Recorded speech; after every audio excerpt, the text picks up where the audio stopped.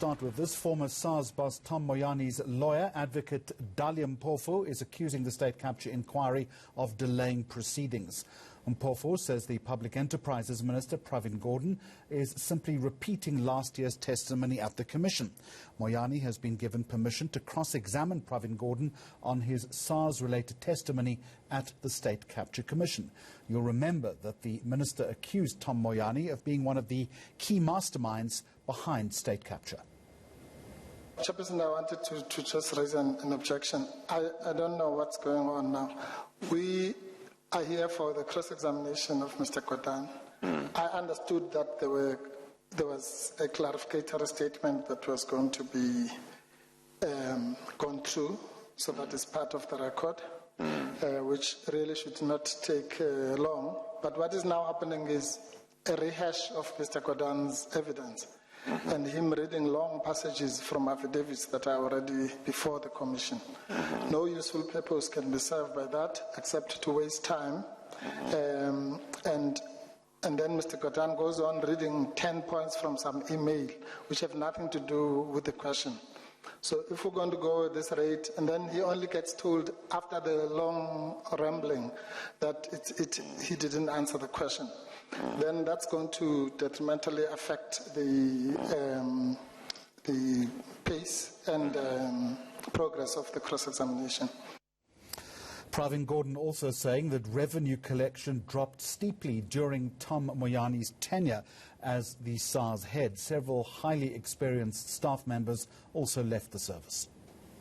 The people at SARS today can tell you how many auditors, how many debt collectors, how many experts in corporate taxation that were assembled over a period of time in the 2000s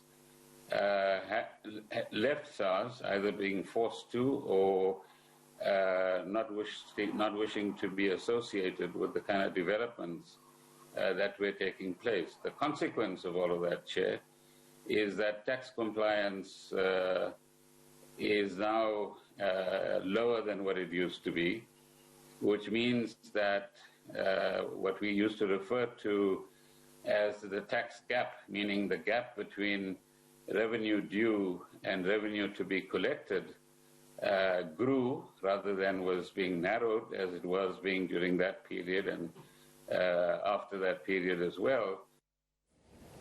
So as I say, we're back there live at around 2:15, but what's happened so far this morning following proceedings for us is reporter Michael Apple. And certainly towards the end, it got very nasty and tetchy and aggressive, didn't it? It's the Mpofu Gordhan slug off going on at the moment. Certain statements like, "Chair, please control this witness, otherwise I'm going to have to start making or interjecting." And then Minister Gordhan saying, "Please, Chair, I need a moment to explain myself." But he's very clearly being asked, give me a yes or a no answer to certain questions like, if you're going to accuse somebody of furthering state capture, you would do so on the understanding that there is evidence against them, right? Minister Gordhan saying, yes, but and keeping wanting to supply what he calls context. Keeps wanting to clarify, much to the annoyance of Mr. Mpofu. One of the issues that I picked up on was when the DA asked Minister Gordhan in Parliament whether he'd ever met the Guptas, he said no. He has come back to clarify that. And I see Mpofu has jumped ahead to New Age business breakfasts, and he's saying that a telltale sign of somebody who was under the influence or sway of the Guptas was meeting the Guptas. That's generally the first question or telltale sign. And it seems Mr. Mpofu is getting there. All right, let's park the theatrics to one side, as compelling as it is to watch. Remind us why Pravin Gordhan is there again and what Dali Mpofu is trying to establish. So in November 2018, Pravin Gordhan testifies before the inquiry for the first time, especially about SARS Commissioner Tom Moyane and what unfolded there under what Minister Gordhan says was his furtherance, the advancement of state capture. It's a very serious allegation to make.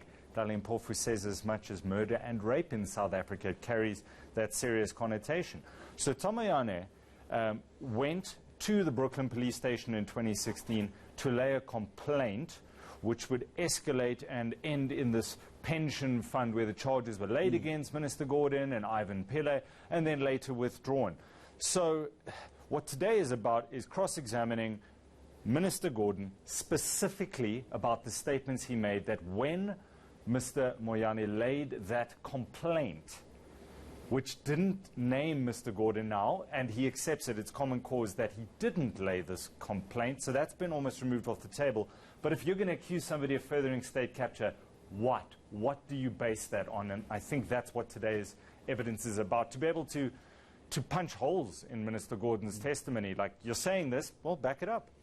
All right, the slugfest begins again at 2:15. Compelling testimony. Michael Apple, we'll talk to you a little bit later on. Now